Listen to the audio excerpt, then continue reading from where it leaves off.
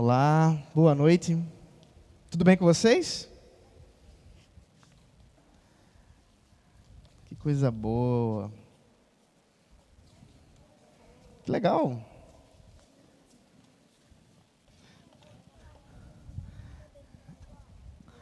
Gente, me tira aqui uma dúvida. Deixa eu perguntar aqui para vocês uma coisa.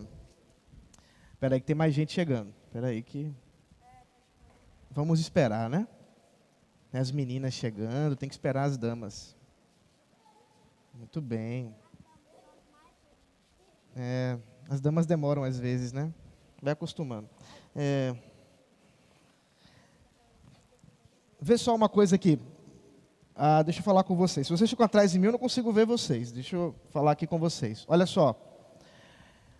O que vocês acham que aconteceria se cada pessoa aqui, na hora do culto, resolvesse fazer o que ela quisesse durante o culto? Seria uma confusão danada. Poderia derrubar tudo. Ia bagunçar tudo. É verdade. Eu ouvi música muito alto. É verdade. Ia ser realmente uma confusão, não é mesmo? Se cada um fizesse assim, ó, eu vim aqui para fazer o que eu quiser. Não é mesmo? Não dá, né? Quando a gente vem aqui para cultuar a Deus... É verdade, é porque uma quadra que é festa, é verdade.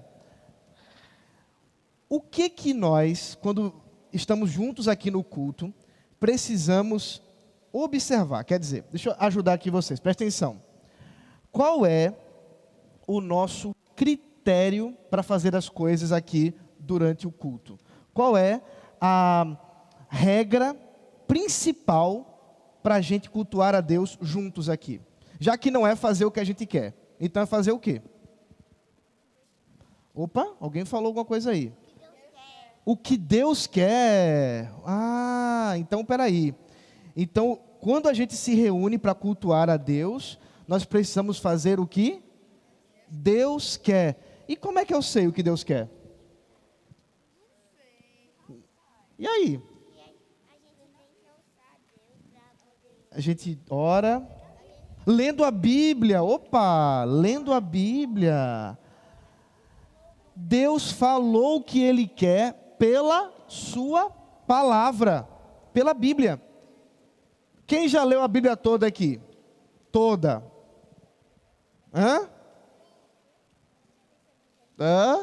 Manuel. Toda? De pouquinho em pouquinho. Sim, é verdade. É assim que a gente faz mesmo. A gente vai lendo, porque é um livro muito grande, né? Mas esse livro tão grande tem 1.290 páginas. Depende da Bíblia, mas é isso mesmo. É verdade. São 66 livros para ler.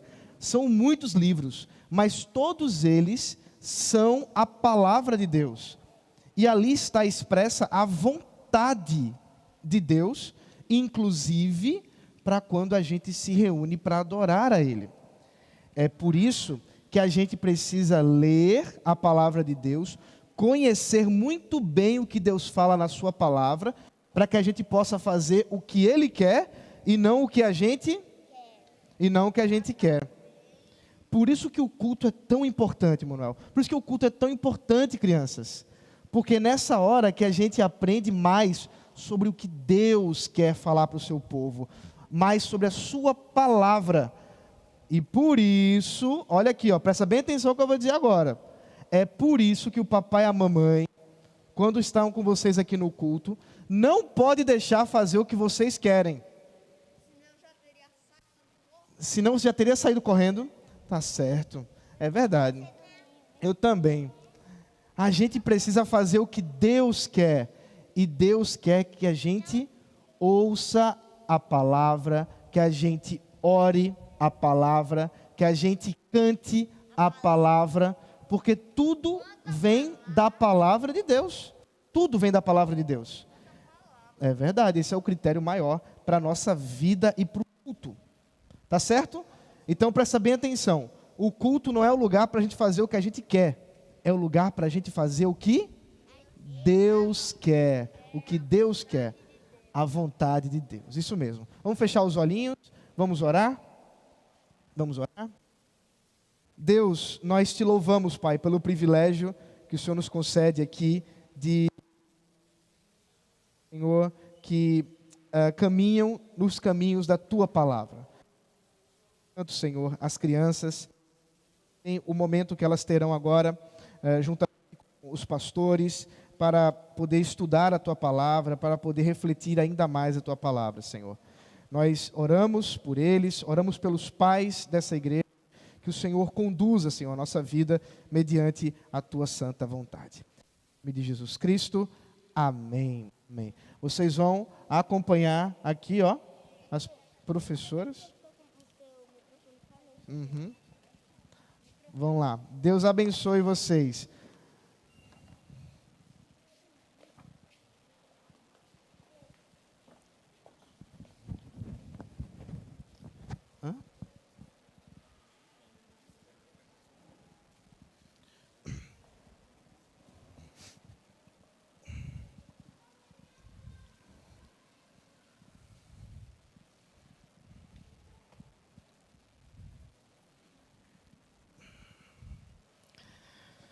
Muito bem, queridos irmãos, nós vamos continuar na meditação da palavra do Senhor.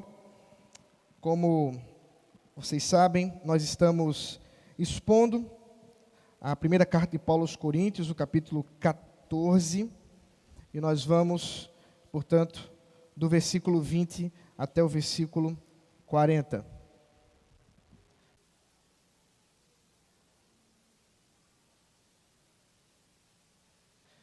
1 aos Coríntios, capítulo 14, do versículo 20 até o versículo 40, será o nosso objetivo nessa noite. Leamos a palavra de Deus com fé. Deus está falando com a sua igreja. Ouçamos, portanto, o que o Espírito tem a dizer ao seu povo. Irmãos, não sejam meninos no entendimento. Quanto à maldade, sim, sejam crianças, mas quanto ao entendimento, sejam pessoas maduras. Na lei está escrito: falarei a este povo por meio de homens de outras línguas e por meio de lábios de outros povos, e nem assim me ouvirão, diz o Senhor. Portanto, as línguas constituem um sinal não para os que creem, mas para os que não creem. A profecia, no entanto, não é para os que não creem, e sim para os que creem. Assim, se toda a igreja se reunir no mesmo lugar, e todos se puserem a falar em línguas, no caso de entrarem pessoas não instruídas ou não crentes, será que não vão dizer que vocês estão loucos? Porém, se todos profetizarem e entrar ali um não crente ou não instruído, ele será convencido por todos e julgado por todos.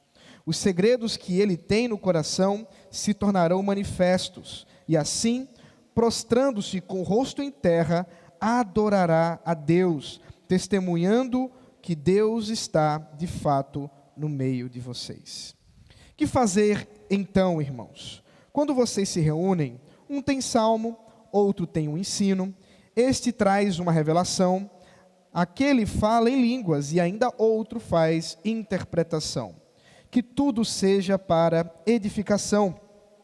No caso de alguém falar em línguas, que não sejam mais do que 2, ou quando muito, 3, e isto sucessivamente, e haja alguém que interprete. Mas não havendo quem interprete, fique calado na igreja, falando consigo mesmo e com Deus. Tratando-se de profetas, falem apenas 2 ou 3, e outros julguem.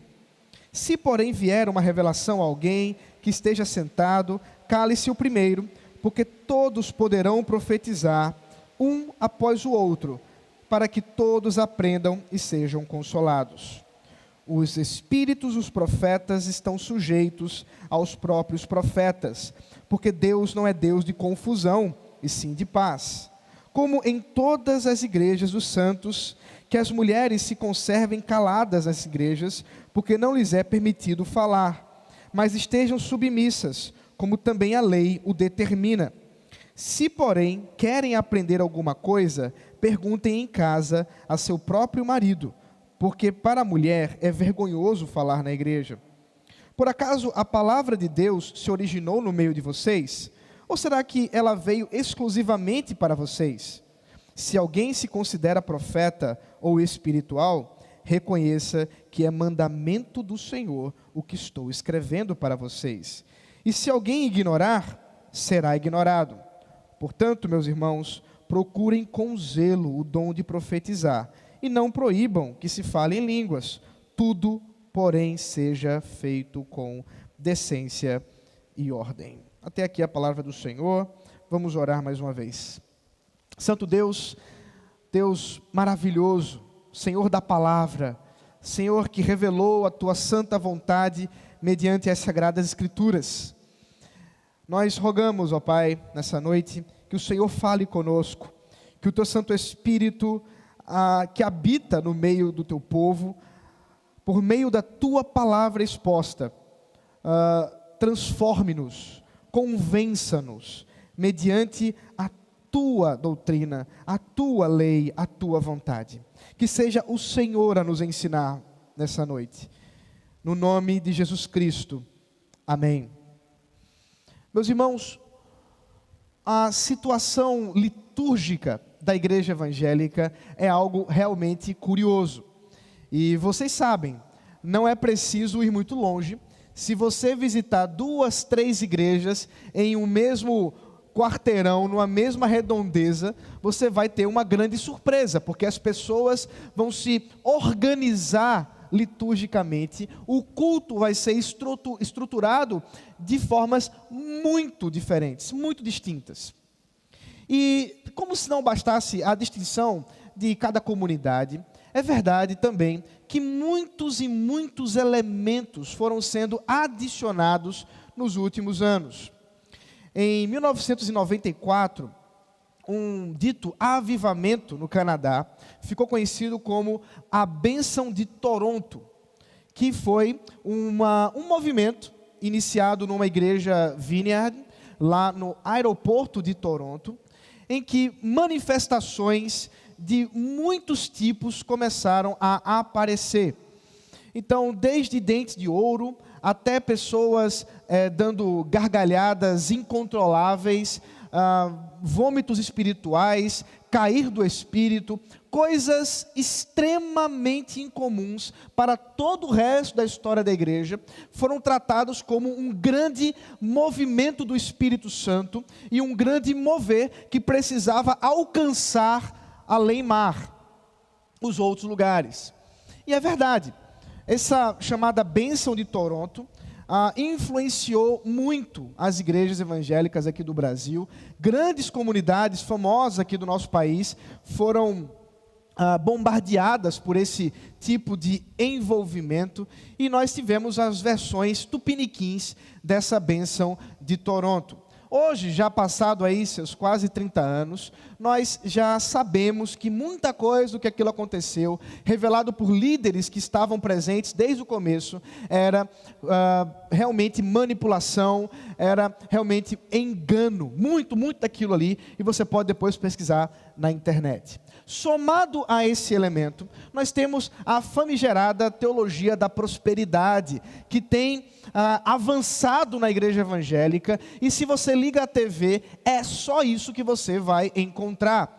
Os apelos de barganha para que você deposite um determinado valor, a fim de que Deus te abençoe, e toda a liturgia cultica vai se envolver de alguma forma com isso, e a partir de então os muitos e muitos testemunhos das mudanças econômicas que Deus teria operado. Ainda acrescentando um outro elemento, só para que a gente possa ter várias visões a respeito dessa salada litúrgica que nós vivemos aqui na igreja, o chamado culto ou igreja emergente também é algo que tem influenciado muito os nossos dias.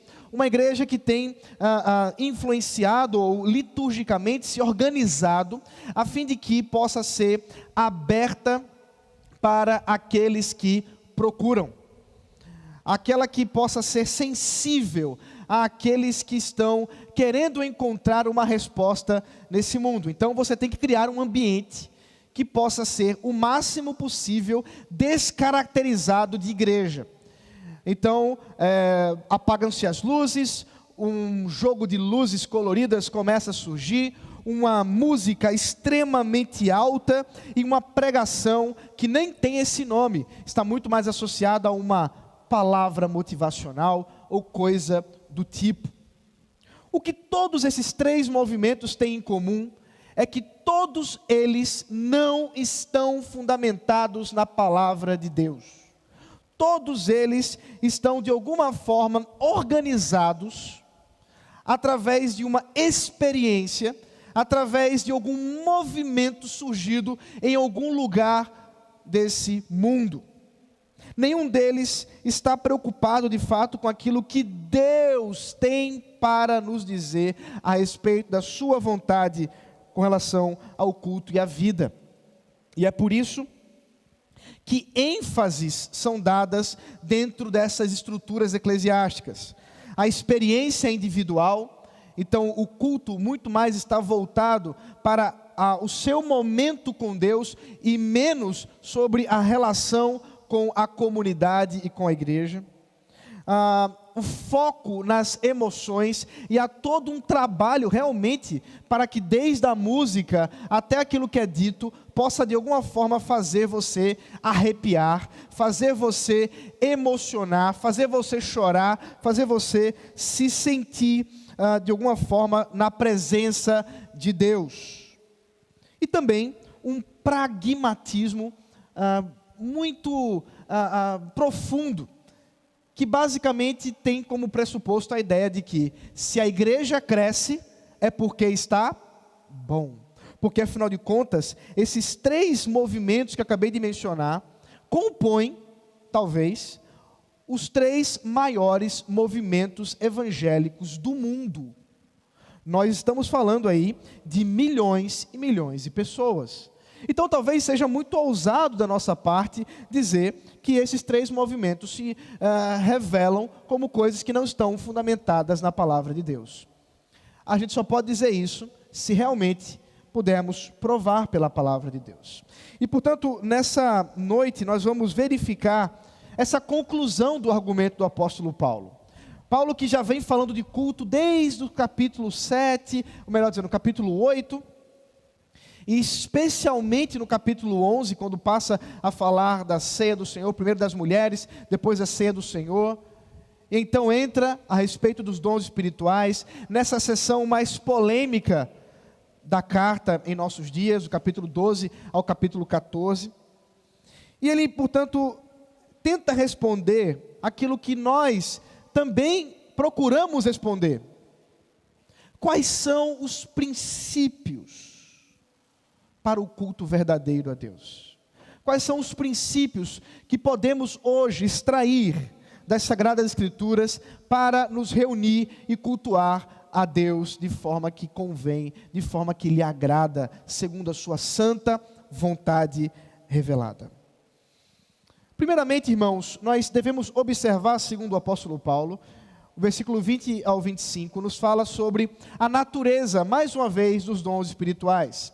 É necessário que nós tenhamos entendimento, discernimento a respeito das manifestações carismáticas, a fim de que nós não sejamos levados pela influência pagã que estava presente ali no período neotestamentário, ou presente hoje também. Afinal de contas, o paganismo ele se modifica, mas ele está presente em nós. Aqueles que estavam conosco pela manhã sabem que nós continuamos habitando na Babilônia. Nós somos peregrinos que habitamos nessa Babilônia e precisamos observar se a Babilônia tem influenciado o nosso culto, se a Babilônia tem influenciado a nossa vida. E isso, portanto, precisamos observar através de uma maturidade das Sagradas Escrituras, a fim de que, como o apóstolo Paulo diz em Efésios 4:14, não sejamos como meninos, levados de um lado para o outro, como se não tivéssemos um direcionamento. E aqui ele usa essa mesma ideia, essa essa noção de maturidade infantil e adulta, para falar sobre a natureza dos dons espirituais. O problema dos dons espirituais ali, naquela igreja em Corinto. Uma igreja que tinha uma multidão de dons espirituais, se servia dos dons espirituais, nós já temos visto isso, mas muitas vezes super enfatizava coisas que não deveria, especialmente o dom de línguas. E é por isso que ele passa a tratar mais uma vez sobre a natureza do dom de línguas. E são esses dois dons que ele vai mencionar especificamente, línguas e profecias, porque parece que era realmente o grande problema daquela igreja. Com respeito às línguas, Paulo nos traz uma informação muito importante e esquecida naqueles que geralmente defendem o uso do dom de línguas para os dias de hoje e que fazem esse uso tanto no culto como nos lares. É que o apóstolo Paulo menciona Isaías capítulo 28, versículo 11 e 12, para falar de um cumprimento dessa profecia com respeito aos dons espirituais. Volte comigo os olhos para a palavra de Deus, no versículo 21. Paulo diz: na lei está escrito, falarei a este povo por meio de homens de outras línguas e por meio de lábios de outros povos, e nem assim me ouvirão, diz o Senhor. Se você teve curiosidade para ler o resto do texto no capítulo 6, que lemos no início do culto, talvez tenha observado o chamado de Isaías para profetizar. Um chamado, nós poderíamos dizer assim, terrível. Porque Isaías foi chamado para profetizar a pessoas que não creriam nele. Volte comigo os olhos para o capítulo 6 de Isaías.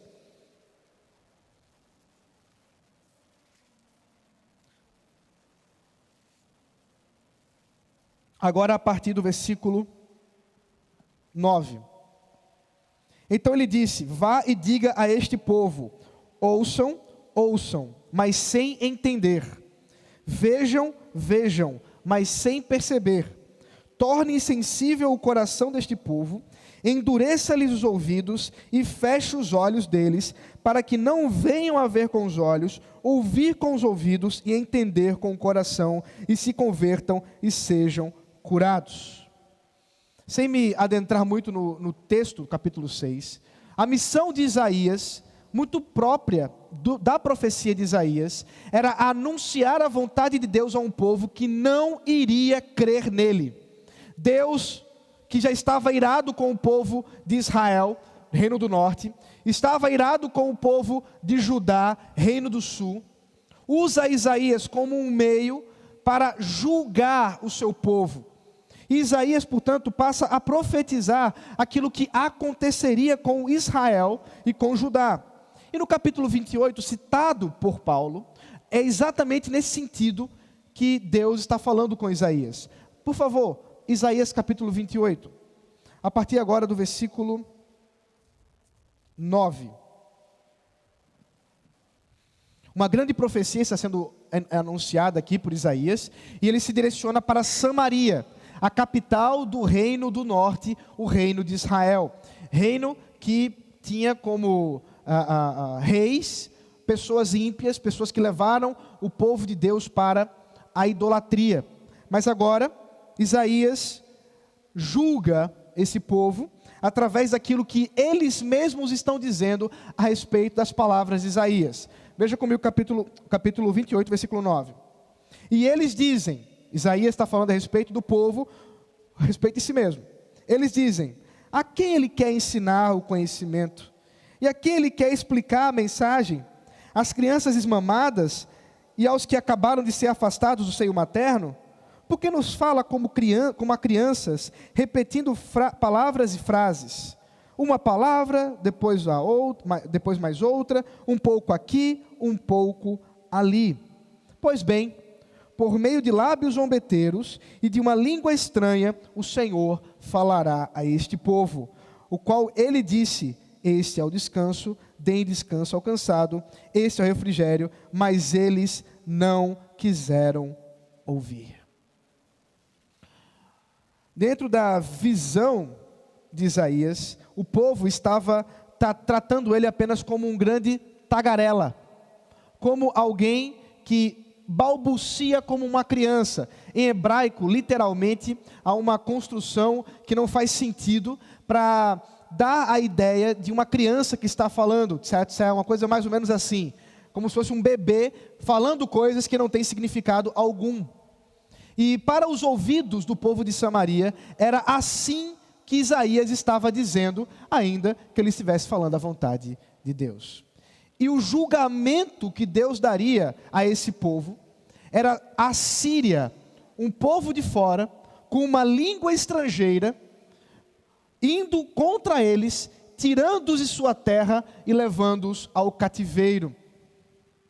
Portanto, quando Paulo traz esse contexto, quando traz essa ideia, ele está observando o uso por Deus de línguas para julgar os judeus. Basta que observemos que assim como aconteceu lá, com a Síria invadindo o reino de Israel, também aconteceu em Pentecostes, quando o Espírito Santo de Deus desceu sobre todos os discípulos, e eles passaram a falar em línguas, os povos ao redor ouviam como se fossem a sua língua materna, e era de fato sua língua materna. E o povo de Deus, portanto, anunciava a vontade de Deus, como aconteceu com a Síria, aconteceu em Pentecostes, e Paulo diz, é isso um sinal para os que não creem. Veja o versículo 22. Portanto, as línguas constituem um sinal, não para os que creem, mas para os que não creem.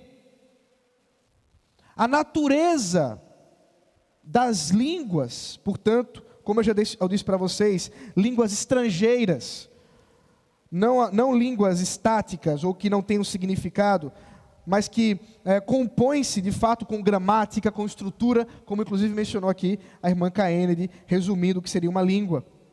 Portanto, o apóstolo Paulo entende que ao falar em idiomas estrangeiros para um povo judeu, Deus estaria cumprindo a sua profecia a Isaías, de forma a mostrar o juízo de Deus contra os incrédulos judeus, que não creram no Messias. É necessário que nós entendamos, portanto, esse uso das línguas por parte de Deus.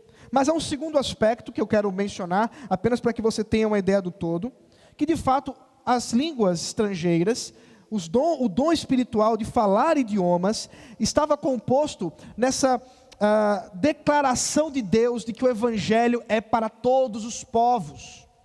Porque enquanto o povo de Israel, os judeus, recebiam juízo da parte de Deus, nós, os gentios, recebíamos a bênção da salvação. O apóstolo Paulo faz essa mesma estrutura nos capítulos 10 e 11 de Romanos, capítulo 9, 10 e 11 de Romanos. A mesma ideia. O que tem acontecido ali? Os judeus não creram. Por que não creram? E Paulo mostra que não creram porque Deus tinha um plano para os gentios. Um plano que já estava prometido no Antigo Testamento e que se cumpriu no Novo Testamento. E por isso é inaugurado com Pentecostes. De modo que o dom de línguas era um sinal para os que não creem, os judeus, como era um sinal também para os que creem dentre os gentios. E por fim, o terceiro aspecto desse dom, já falado anteriormente, mas eu volto a mencionar, que está presente aqui no texto, é a edificação com interpretação. Não havia edificação se não houvesse interpretação. Paulo menciona isso no texto que lemos e pregamos no domingo passado.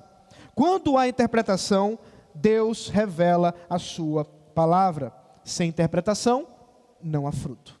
Essas são as características desse dom e que precisava ser lembrado por Paulo para aquela igreja, a fim de que eles compreendessem o que de fato importava. E as profecias? Qual é a natureza do dom de profecias? Paulo passa a dizer no versículo 22 ainda: a profecia, no entanto, não é para os que não creem, e sim para os que creem.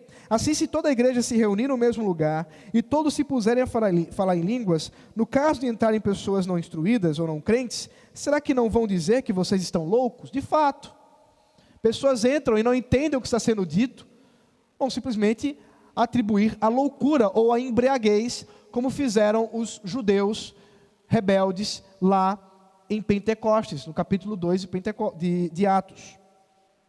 Porém, diz Paulo, se todos profetizarem e entrar ali um não crente ou não instruído, ele será convencido por todos e julgado por todos. Os segredos que ele tem no coração se tornarão manifestos, e assim, prostrando-se com o rosto em terra, adorará a Deus, testemunhando que Deus está de fato no meio de vocês. Assim como as línguas, as profecias também são um sinal para crentes e não crentes. Para não crentes, é um sinal em língua apropriada para que sejam exortados ao arrependimento. O mesmo que aconteceu em Pentecostes, quando, ouvindo das maravilhas de Deus, e depois de terem a exposição por parte de Pedro, eles perguntaram: e aí? O que faremos nós? E Pedro anuncia: arrependam-se, sejam batizados, recebam o dom. Da mesma sorte, nós temos aqui Paulo dizendo que quando uma pessoa não crente, uma pessoa que não tem instrução numa língua, olha a profecia sendo anunciada, ensinada, essa pessoa tem o seu coração aberto, levado ao arrependimento. Por isso, o dom de profecia é um sinal para a igreja, para a edificação do povo de Deus, como também para os incrédulos, a fim de que sejam levados ao arrependimento, de modo que reconheça o Deus verdadeiro e possa se prostrar diante dele. De modo que havia no caráter da profecia, da revelação de Deus, uma questão de espontaneidade do Espírito Santo em conceder àqueles que falam a profecia da parte de Deus, a revelação da parte de Deus, revelando os mistérios de Deus para que a igreja pudesse ser edificada, para que a igreja pudesse ser ensinada e consolada. E se você recebeu a revelação, o que deveria fazer? Paulo diz: aguarde. Se 3 já falaram, então não tem mais. É curioso isso. Talvez alguém pudesse, dentro daquele contexto da igreja, dizer assim: e quem é Paulo para dizer o que o Espírito Santo tem que fazer? E quem é Paulo para querer explicar e dar uma ordem desse tipo, limitando o poder de Deus? Quem é Paulo para fazer isso? Nós vamos ver que ele vai responder isso em breve. Mas o apóstolo Paulo diz que o espírito dos profetas está sujeito aos profetas. Quando Deus fala, quando Deus age, não é um descontrole, não é uma possessão do Espírito Santo, como acontecia com os possessos endemoniados. Não. O que nós temos é Deus falando e usando o seu povo de forma ordenada para a edificação do seu povo e conversão dos incrédulos. Como se tudo tivesse muito fácil, o apóstolo Paulo resolve adicionar um outro problema, que é a presença das mulheres em relação ao julgamento. A partir do versículo, portanto, 33, parte B, ele diz assim: como em todas as igrejas dos santos, que as mulheres se conservem caladas nas igrejas, porque não lhes é permitido falar, mas estejam submissas, como também a lei o determina. Então não bastasse o apóstolo Paulo ser um frio, esse presbiteriano frio que ele é, querendo limitar o poder de Deus, ele é machista, como vocês podem observar. Claramente querendo calar as mulheres empoderadas de Corinto. Mas nós não cremos nisso, meus irmãos. Nós cremos que o apóstolo Paulo está escrevendo da parte de Deus. Está escrevendo e conduzido pelo Espírito Santo. De modo que o que ele está ensinando aqui?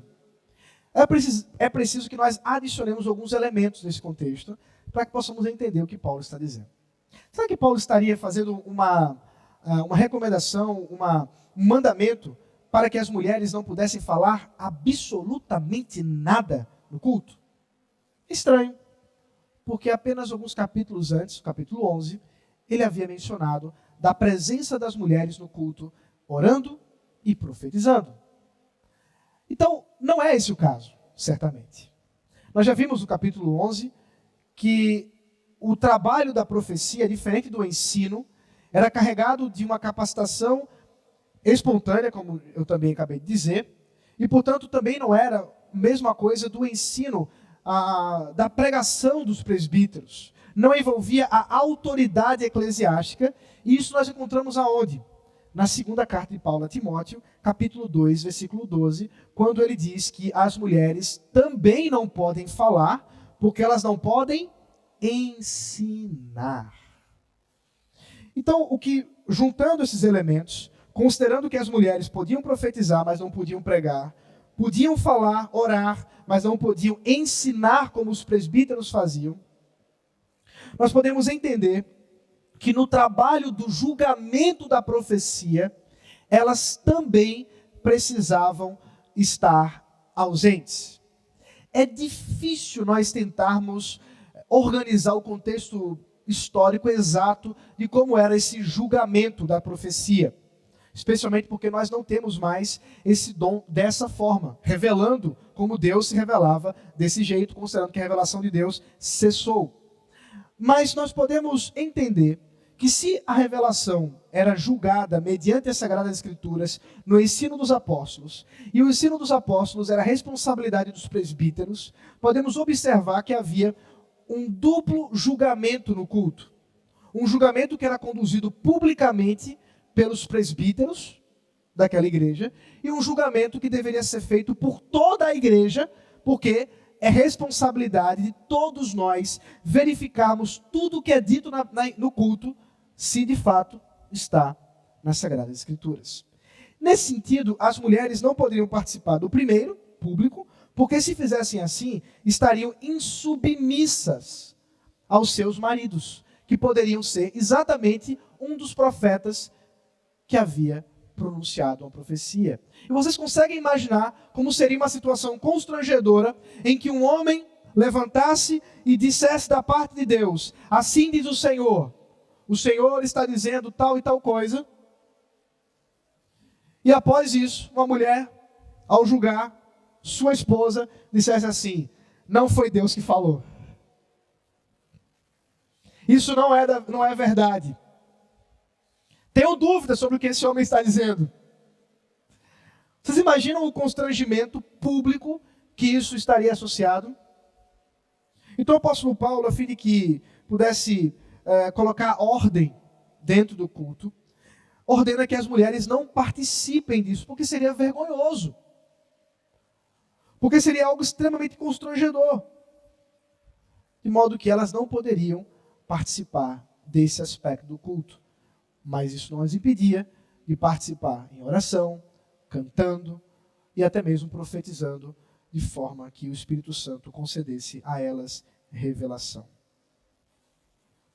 O texto termina, meus irmãos, no versículo 37 ao 40, respondendo àquela questão que eu mencionei. Talvez os ouvintes da carta, os leitores da carta, estivessem dizendo assim: quem é Paulo para dizer isso? Como é que ele pode querer colocar Deus dessa forma? E Paulo responde a partir do versículo 37. Se alguém se considera profeta, deixa eu ler o versículo 36. Por acaso a palavra de Deus se originou no meio de vocês? Ou será que ela veio exclusivamente para vocês? Se alguém se considera profeta ou espiritual, reconheça que é mandamento do Senhor o que estou escrevendo para vocês. E se alguém o ignorar, será ignorado. Duro, hein? O que Paulo está dizendo é: quem vocês pensam que são ao fazer coisas que não estão fundamentados na palavra de Deus? Afinal de contas, seria Deus apenas de vocês? Seria a palavra de Deus exclusiva da igreja de Corinto? Será que você pode tentar modelar, mudar a vontade e a palavra de Deus revelada para adequar a sua experiência? Paulo diz, se você se considera espiritual, se você se considera um profeta, reconheça que isso é mandamento do Senhor. Senão, que você seja ignorado. Em outras palavras, que você não seja tratado como espiritual e profeta do Senhor. Não. Você é menino. Lá no versículo 20. Você é menino, porque você ainda não entendeu o que a palavra de Deus tem revelado para o seu povo. Tudo com ordem e decência. É isso que ele termina no versículo 39 ao 40. Portanto, meus irmãos, procurem com zelo o dom de profetizar, e não proíbam que se falem línguas. Tudo, porém, seja feito com decência e ordem. Tudo com decência e ordem. Observe que Paulo não está desencorajando a igreja a usar os dons espirituais. Isso estava presente, de fato. O Espírito Santo estava agindo através dos dons espirituais. Mas é necessário que isso seja feito com ordem e decência. É necessário que isso seja feito fundamentado na palavra de Deus e não na vontade humana. Uma verdadeira compreensão dos dons espirituais nos leva à maturidade.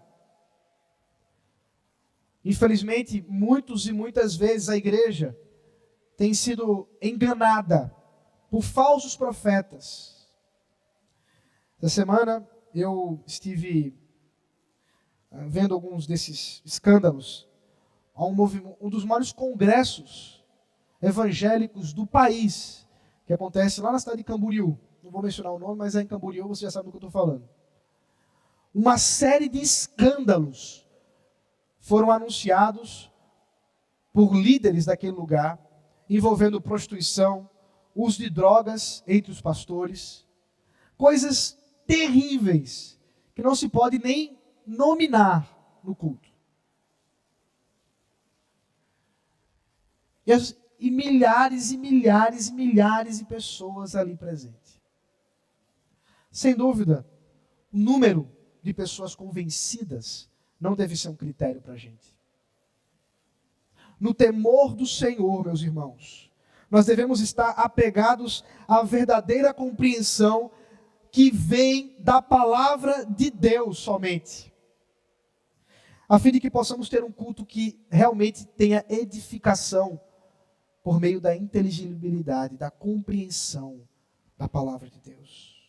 Sabendo que Cristo, pela sua palavra, é o grande juiz do culto. E se nós não pudermos extrair da sua palavra os princípios, nós não estamos fazendo certo. Considerando que esses princípios que Paulo enumera são universais, não foram exclusivos para a igreja de Corinto, são também para a igreja de Casacaiada. E para dizer que não falei das flores, como diria Geraldo Vandré,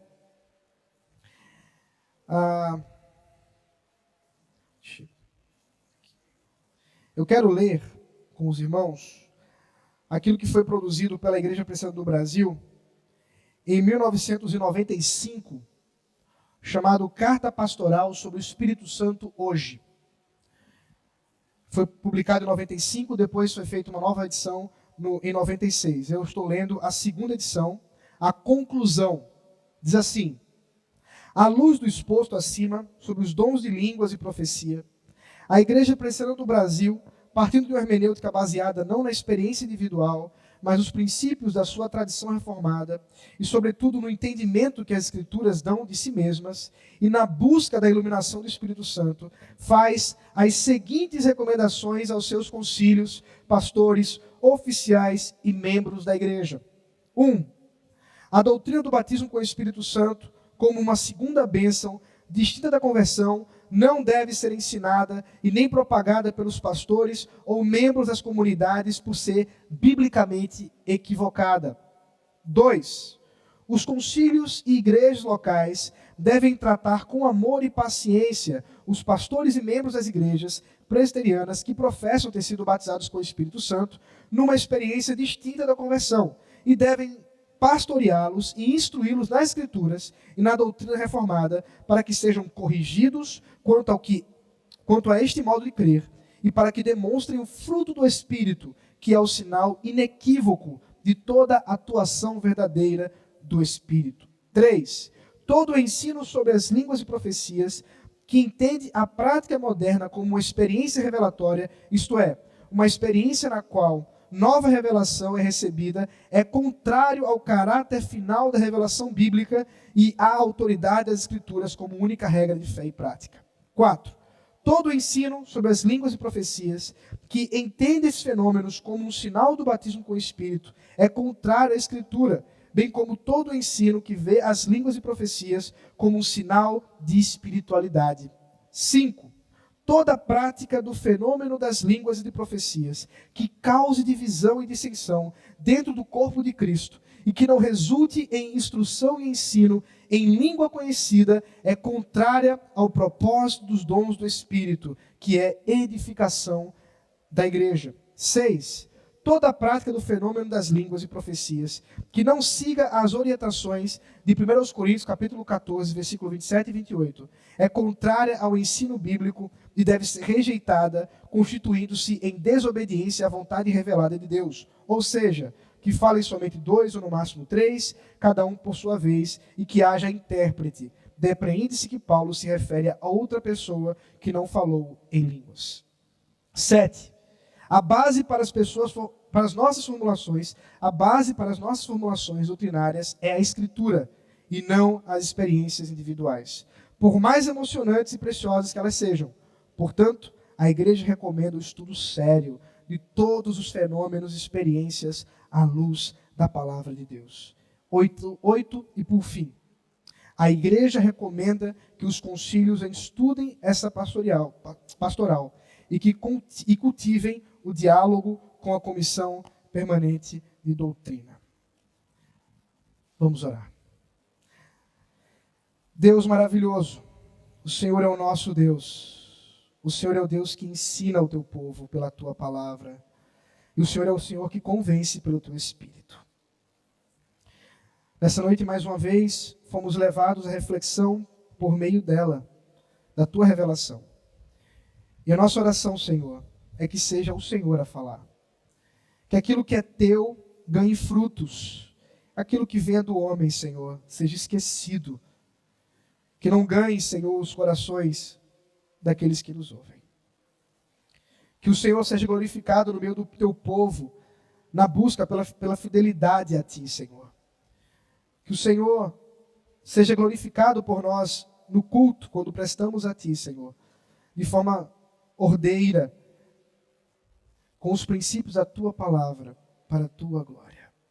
Abençoa-nos, Senhor, no nome de Jesus Cristo. Amém.